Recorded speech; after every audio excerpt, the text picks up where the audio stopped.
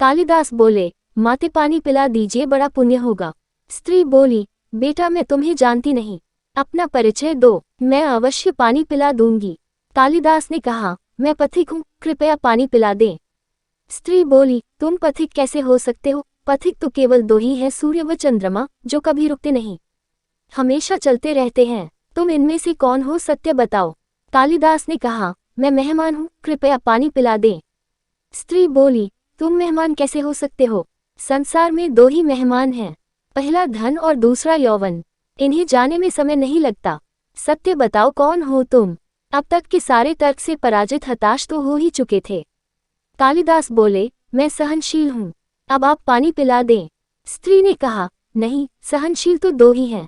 पहली, धरती जो पापी पुण्यात्मा सबका बोझ सहती है, उसकी छाती चीरकर बीज बो देने से भी अनाज के भंडार देती है। दूसरे पेड़ जिनको पत्थर मारो फिर भी मीठे फल देते हैं। तुम सहनशील नहीं, सच बताओ तुम कौन हो? कालिदास लगभग मूर्छा की स्थिति में आ गए और तर्क वितर्क से झल्लाकर बोले। कालिदास बोले, मैं हाथी हूँ। स्त्री बोली, फिर असत्य। हाथी तो दो ही है, पहला नख और दूसरे केश, कितना भी काटो बार बार निकल आते हैं। सत्य कहे, कौन है आप? पूरी तरह अपमानित और पराजित हो चुके थे। कालिदास ने कहा, फिर तो मैं मूर्ख ही हूँ। स्त्री ने कहा, नहीं, तुम मूर्ख कैसे हो सकते हो?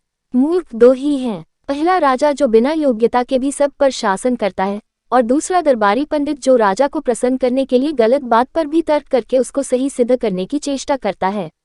कुछ बोल न सकने की स्थिति में कालिदास वृद्धा के पैर पर गिर पड़े और पानी की याचना में गिड़गिड़ाने लगे। वृद्धा ने कहा, उठो वत्स। आवाज सुनकर कालिदास ने ऊपर देखा तो साक्षात माता सरस्वती वहां खड़ी थी। कालिदास पुनः नतमस्तक हो गए। माता ने कहा, शिक्षा से ज्ञान आता है, न कि अहंकार। तूने शिक्षा के बल पर प्राप्त मान और प्रतिष्ठा को ही अपनी उपलब्धि मान लिया और अहंकार कर बैठे, इसलिए मुझे तुम्हारे चक्षु खोलने के लिए ये स्वान करना पड़ा। कालिदास को अपनी गलती समझ में आ गई और भरपेट पानी पीकर वे आगे चल पड़े।